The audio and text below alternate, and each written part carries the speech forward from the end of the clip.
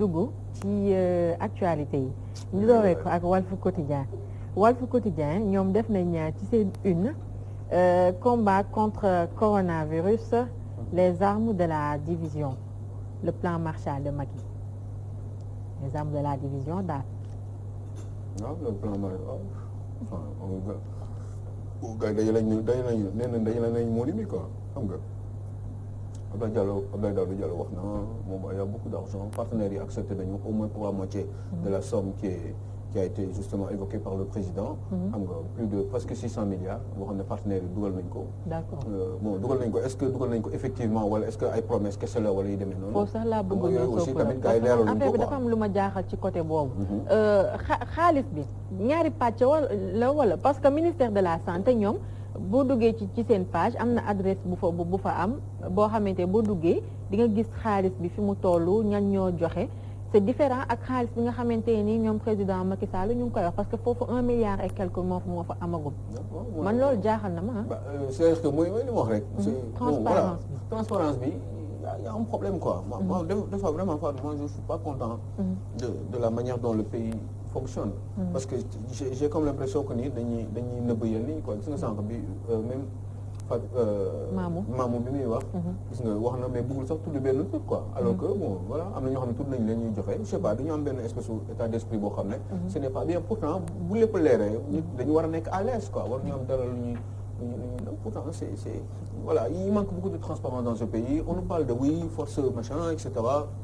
force Covid-19 mais xaalis bi précisément mënul am tey loola leer par rapport ak cette somme bi nga xam ne moom la véritablement état du Sénégal détenir quoi effectivement xaalis bi la ñu téye mais ngi ci compte yi xaalis baa ngi fi disponible ci lii lañ ci def dara leeruñu ci li gars yi di wax yaa ngi dégg on sait qu'il y a quelques sous c'est normal c'est comme ça qu'il fonctionne mais on sait pas que bon Daouda Diallo am na lu mu wax ci Libération d'ailleurs nee na ay partenaires engagé wu nañu à hauteur de presque 600 milliards de francs CFA. mais engagé wu mooy lan. vu l'urgence de la situation au jour d'aujourd'hui est-ce que jot ngeen xaalis ñaata ngeen jot fan ngeen ko distribué fan ngeen ko teg. Sénégalais yi xam exactement ce qui se passe véritablement. mais partenaires yi engagé wu nañu di tudd ay chiffres dafa may fàttali un tout petit peu quand il disait Karim Wade yóbbu na 4000 milliards. Feu Dansokho wax fii ñii wax fii ku nekk di wax ñii ne 1600 milliards la jël ñii ne xoolal finalement. même 3 milliards yi nekk Monaco te Ablaye Wade moom ko mu capable ñu dem génnee ji ko. donc il y a un problème on donne des chiffres pour impressionner les Sénégalais. mais finalement concrètement lan moo fi nekk ci xaalis. exactement partenaires yi engagé wu. est-ce que monsieur Daouda Diallo ministre du budget xaalis bi dugal nañ ko ci compte yi. téye ngeen ko wala déet qu'est-ce que vous attendez. bu fekkee ne wecc di saw yi ngeen yor autour de 60 milliards peut-être wala 64 milliards yi ngeen wax mu ngeen jox pour gars yi coob et puis après ñu jëm si jënd ay masques ak wut ay xawma lan et puis mu jeex. jox gars yi coob fayal leen seen électricité ak seen ndox wax gi jeex bon mais c'est bien ok mais au moins dites-nous la vérité est-ce que pour combattre véritablement xaalis am ngeen xaalis bi pour combattre cette maladie là am ngeen xaalis bi en votre main am naa ko ak dinañ ma ko jox loolu wóoruma man c'est différent jox leen wax leen ñu xaalis bi fan la nekk est-ce que vous l'avez sur place il faut nous dire parce que regardez j'ai oublié de vous le donner mais Libération lii la wax quoi Fatou yaa ngi xam ndax yaa ngi koy gis nos partenaires se sont engagés pour 560 ok gis nga lu mu bind. Cheikh Mbacké gis voilà presque 600 milliards. la wax mais dafa ne nos partenaires se sont engagés. xam nga wax bi aussi il faut sénégalais di xam li ñuy wax. nos partenaires se sont engagés ça veut dire quoi. oui dig naa la dara. dinaa ko def. mais vu l'urgence de la situation pour affaire bi bañ a yegg ci benn summum ba nga xam ne xam nañ li fi catastrophe bi mu nar a indi si dëkk bi est-ce que gars yi jot ngeen xaalis bi pour commencer dérouler liggéey bi immédiatement ndax mën a contrer cette maladie là. est-ce que jot ngeen ko. loolu il faut muy leer moi j'ai comme l'impression que non. que gars yi jotuñu xaalis en fait. jot nañu am nañ xaalis bu sew bu ñuy liggéeyee nii pour essayer de se défendre mais véritablement pour combattre cette maladie là le coronavirus eh ben gars yi amaguñu xaalis bi amaguñ ko concrètement téyewuñ ko ci seeni loxo loolu nga gis noonu ñu wane ko ci ministère de la santé mais loolu ay weccet la faatu par rapport ak problème yi enjeu ak difficulté yi existentielles yi nga xam ne moom moo lié à cette maladie là ak gravité bi dans les conséquences sur l'avenir donc moi je pense que ni yooyu laa bëgg ñu wax sénégalais dama bëgg Abdoulaye Daouda Diallo wax leen ndax jot nañu xaalis bi concrètement wala déet loo téye ak lu ñu la promettre bokkul. est-ce que vous avez reçu l'argent dama bëgg à ce niveau-là parce que ñun dañu fi nekk aussi xalaat rek la ñuy def. pour intérêt dëkk. te lii ñu wax nii te ñun dañu xaw a dégg tubaab tuuti.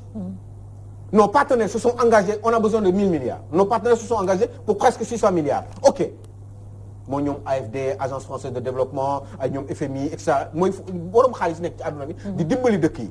ñooñu ci wàllum solidarité ñooñu dafa am ay promesses yu ñuy def mais est-ce que xaalis bi jot ngeen ko waaw wala déet. moo TFM du leen dal rek. parce que ñoom si seen lii bi ñu def téléthon bi ñi woote woon ñu bëri ci même jour bi un samedi si je me rappelle bien bi ñuy boucler amoon nañ 1 milliard et quelque te semaine bii nii rek après dañoo revenir aat ci 1 milliard yooyu ne ñi leen digoon joxuñoo jote du coup 700 et quelques millions la ñu calculer daal ñoom.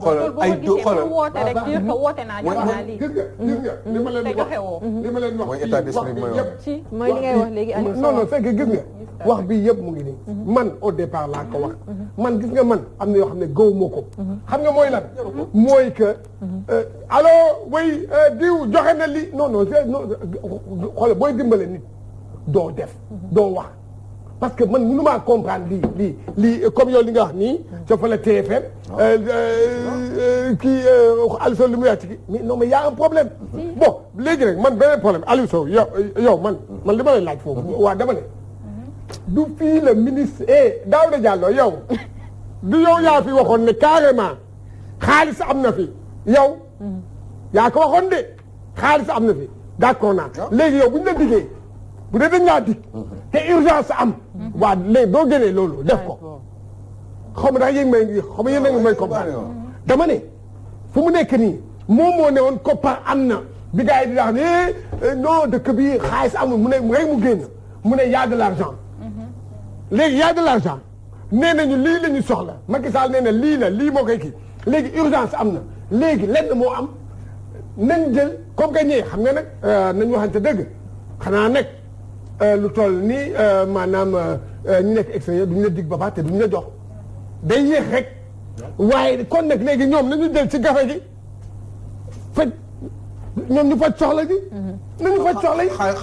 xaalis du faj dee ah. gàcce la moom laa lay wax. gàcce lay faj. waaw loolu laa lay wax il faut que xoolal uy ma xam nga loolu mooy problème loolu laa lay wax. dama ne man yii yëpp ay affaire u tappale la. commencement bi muy am laa ne lii tappale la. nañ leen bàyyi nit booy def demal ca guddi. joxe li ngay joxe. am na ñoo xam ne xam nañu Diouf Sarr. xam nañu Diouf Sarr. xam nañu Abdoulaye Daouda Diallo. xam mën nañu jot Macky Sall. mais dañuy jël xaalis bi koppar bi ne ko am lii de wala de mën naa la ko jox pour affaire bi. kenn du leen dégg waaye ñëpp ñu nga wax ca télé ya ñëpp. ay fukk. journal bi li mu wax Libération bu ñu nee nos partenaires sont engagés dara leerut parce que dafa mel ni tey ñi teg fi benn kii rek foo ñu ne Fatou Kané bëgg naa man ni danaa génne benn 500 milliards. Aliou Sow wax danaa génne ba pare jot ñu ci. kon loolu aussi dafa day jaxase xelu askan wi. ndaxte dañuy dem ba yaakaar ne ñii actuellement Macky Sall wala gouvernement bi jot na ci koppar gi. kon comme lii di wax rek transparence bi aussi am na solo lool ndaxte tey bu ñu gisee ci réew développé yi. dañuy jiite la nga xamante ne moom mooy transparence mais ñu Afrique jusqu'à présent dañuy lépp day lëndëm. waaw day tax aussi rek ma rejoindre kii di Aliou Diop sànq mi ngi doon ne Aliou autant baax na xam nga matin bi dama woon Aliou Diop Aliou Diop xam naa nu mu demee xam naa nu mu demee waaw xam naa nu mu demee de sànq mi da wax ci affaire waa transparence bi am na solo lool parce que ni man ni sama biir waxtaan am na benn société ba nga xamante ne dama bañoon wax tur bi mais bàyyi rek mu wax rek sinon te mu xëcc samay nopp mooy Hanan Chine la moom moo génne 2 millions de francs CFA ci force Covid 19 bi. waaw yaa ngi comprendre. comme pour transparence bi j'espère que aussi da ciy baax ñu koy def. tout le temps ñun parfois dañuy bëgg a nëbbu yenn yi mais aussi da ciy baax pour dire rek ak force Covid 19 bi il est temps aussi gouvernement du Sénégal mu taxaw kenn ku nekk la nga génne mu génne benn liste des donateurs. ñii ñoo génne ñii nag ñii moom génne nañ ba pare. ñi nga xam ne dafa ñu génne aussi ñi wax ne ñii génne guñu.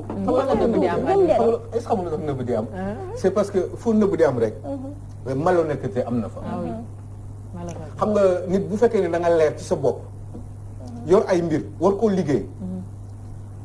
amuloo dara loo war a nëbb Fatou gis nga man xam nga lan laa xam moi je suis ministre des finances et du budget problème am na man ci wàllum xaalis am na war nañ jot xaalis jot nañu am na lu fi nekk et cetera war nañ koo dajale man war naa mën a toog man en tant que ministre du budget et des finances ñëw taxaw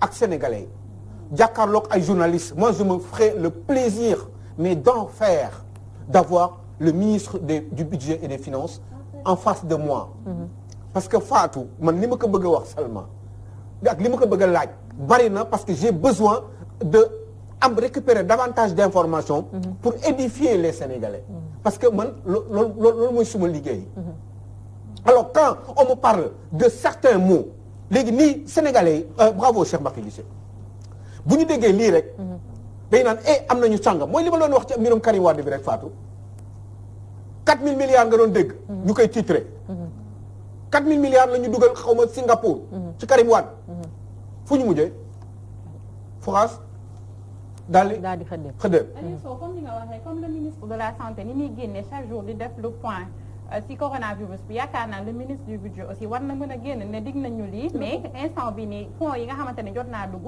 ñu ngi ko am suñu possession lii la toll léegi nag soxla nañ 1000 milliards lii lañ amagum lii moo ci des am na ñoo xamante ne def nañ promesse mais ñëwaguñu ñu ngi leen di woo pour ñu réagir parce que le président Sall le 3 mai 3 avril ba muy def déclaration lan la wax ñu ngi remercier di féliciter ñi nga xamante ne ñëw nañ jàppale ñu mais it ñu ngi woo ñeneen ñi ngir ñu daal di ñëw loolu aussi moom bu ko waxee ñun on va se dire que voilà ñi defoon promesse bi wax joxe nañ ko ma ne dafa am leen loo xam ne moo am ci africain yi li ngeen di wax nii dans le mensonge bokkul ci culture africain plus précisément sénégalais bokkul non transparence lépp leer bu doon non xam nga transparence fan lay commencer fii lépp di commencer moom mooy yow booy falu waaye yow boo faloo fii amul benn transparence nga bëgg léegi nag yow transparent ñii du ñu transparent gis nga koppar gi ngeen di wax ni transparent ba lii di jeex du ñu transparent et puis kiy joxe Charia gis nga ñii di joxe waaw xam nga lu tax des fois du ñu bëgg affaire di feeñ waaw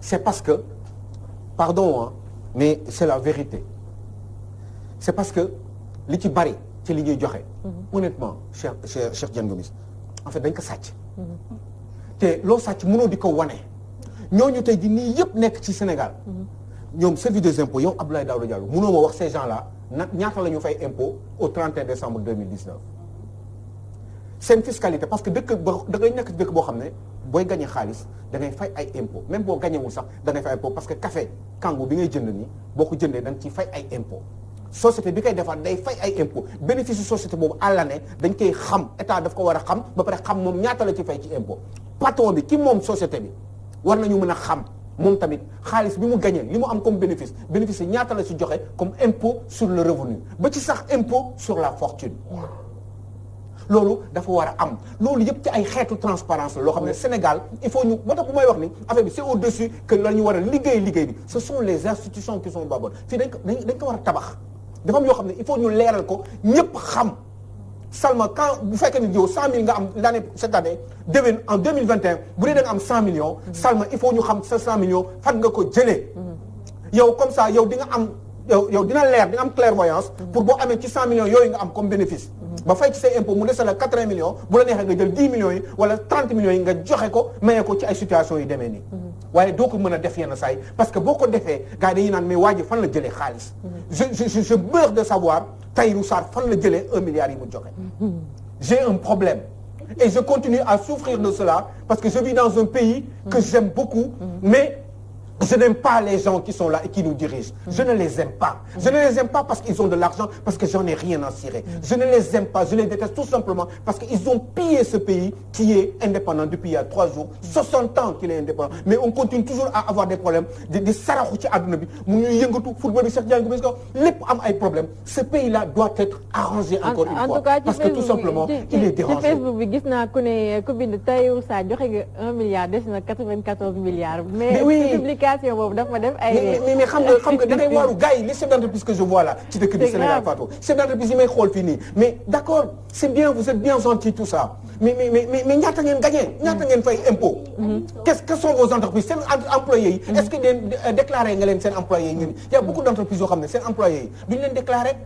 alors amuñu maladie amuñu dara yow Fatou. il faut que li ñu dese ci temps bëriwul maamu il faut que ñu jàll rapidement ci beneen point bu am solo sax alors man l'exclusif seen laaj bi ñu samp tey dafa ma neex lool guerre contre le coronavirus mais où est donc passée Marième Faye Sall suñu première dame. Bah oui mais en même temps aussi elle est super gentille pour yóbbu ay nit dem fayloo leen ay millions avec toute sa générosité en mon sens. di leen yóbbu bitim réew ñu faju jàppale ay nit jàppale ay mbër ku feebar fi ku ñu mun a faj mu jàppale avec sa fondation servir le Sénégal mais en même temps on ne l'entend pas est-ce que elle est en train de changer de stratégie. elle change de stratégie parce que am na ñoo xamante ne dégg naa leen ñu ne mi ngi séddale ay ceeb ci différentes ci yenn localités yi. C'est pour dire que ñu ngi politique ci coronavirus mais en douce. Mais oui mais c'est ça qui n'est pas bien justement parce que loolu bu fekkee ne loolu nga wax ni am na Salma loolu du rôlam. ce qu'elle doit faire mooy elle doit marquer sa présence wane ne moom mère de famille au Sénégal dafa war a teew même bu joxewul dara sax.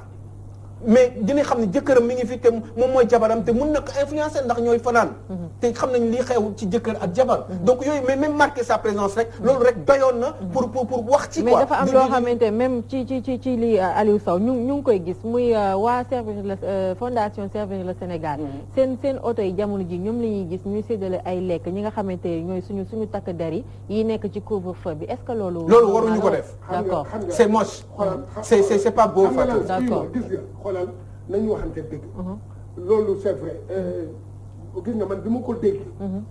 man dama ne. non vraiment service. vraiment yab nañu suñu armée. xam nga lu tax yab nañu suñu armée. mais armée dafa am service intendance. boo xam ne am na ay oto. ñoom waa service Sénégal. bu ñu amee li ñuy kii dañ koy jël. yóbbu ko intendance. armée. yow jox ko ñoom ñu koy distribuer. ko d'accord. ñoom ñoom am nañu. kaay dama la wax benn affaire. mais camp militaire yi. kan moo leen distribuer ay lekk. intendance la. li may wax ni ñëpp xam nañ ko. c'est pas normal.